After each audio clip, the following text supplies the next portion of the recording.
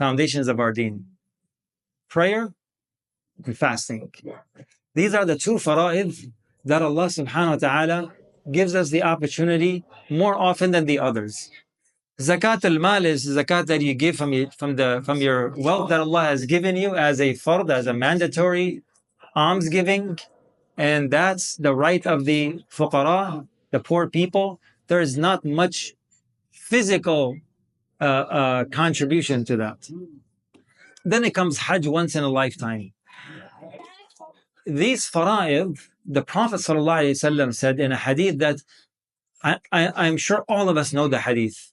Buni al-Islamu ala khams. That Islam, the practical aspect of the tradition of Islam, is based on these five things. Meaning that these are the foundation. If these foundations are not intact, or there's a foundation, there's a pillar that is missing, the building, the structure is not going to hold. Salah and fasting. Allah subhanahu wa ta'ala says about fasting in particular, because we're in Ramadan, Allah subhanahu wa ta'ala says, after saying that He has made it fard upon you, He says, يُرِيدُ اللَّهُ بِكُمُ الْيُسْرِ وَلَا يُرِيدُ بِكُمُ الْعُسْرِ. That Allah wants to make it easy for you, and He does not want to make it difficult upon you. Allah could have said, Allah wants to make it easy for you, but there's some difficulty. No, Allah does not even want to make it difficult for you. It makes your life easy. It makes your living worth living. It's like your GPS. When you hit destination, right? It gives you the whole route.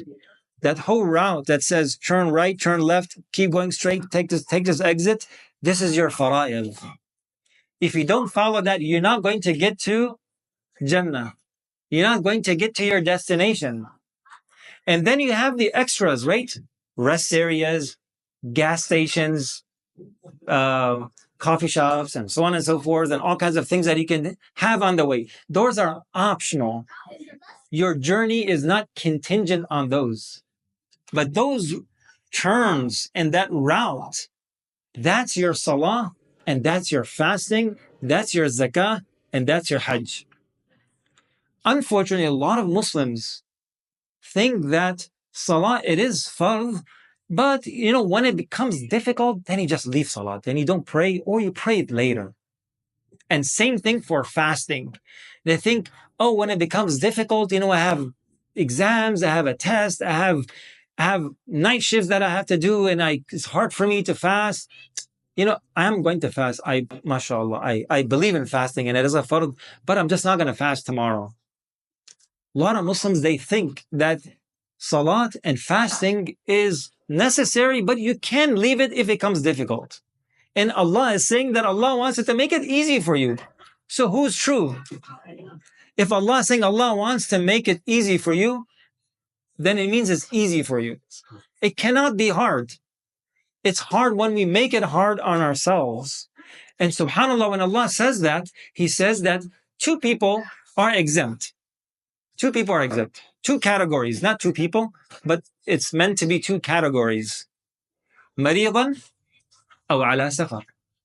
A sick person who is not able to fast, his sickness will increase. A person is going to get really, really sick if he fasts and he has to take medications. A pregnant woman, a breastfeeding mom, so on and so forth. All those are under the category of marid. And a person who is traveling. Those are the two categories. There's no third category. Also, an elderly person who is unable to fast because of old age and they cannot fast, diabetes, whatever, right? Under marid. Those are the categories. Other than that, for exams, for tests, because it's hard, because it's difficult, because I have school, because of work, because of that, that's not an excuse. It's not an excuse. Jannah is not that easy. You have to work hard for it. You have to struggle. And that's what we need to teach our kids. Train them, even when they're going to school. I know we have school now in the whole entire month of Ramadan. There's no winter break, spring break.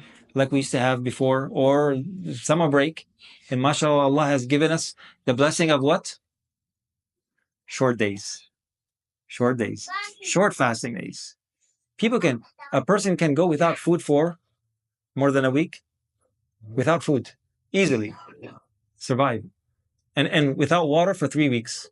Then a person will die. Starvation comes way later on. We are just thinking about maybe losing some weight. That's only what's going to happen. So fasting and salah. So let's make a commitment. Just like mashallah, we came for Taraweeh. We spend extra time. We put more effort in Ramadan. Let's try to make this a commitment in Ramadan as we are observing our 5 daily prayers, as we're observing the fard fasting, as we're observing, for a lot of us, paying our zakat. And for some of us who haven't done Hajj, make the intention of doing Hajj and make a commitment that I'm going to fulfill the fara'id. You got that GPS, you're going to get to the destination. Your nawafil, your extras, nafil, sadaqah, and all those things, those are the extras that you have on your route to your final destination. We ask Allah subhanahu wa ta'ala to allow us to be from those who establish the fara'id. And focus on the fara'id and make sure that we do not miss a salat in Ramadan in particular, and make the intention, inshallah, for the rest of the month that Allah subhanahu wa ta'ala will give us the ability, the way how we spend the month of Ramadan, the way how you spend the month of Ramadan, the things that you put into practice in the month of Ramadan, that's going to last, inshallah, for many months after Ramadan. So we ask Allah subhanahu wa ta'ala for tawfiq. Sallallahu wa sallam wa baraka ala Sayyidina Muhammad. Jazakumullah khair for your cooperation and attention.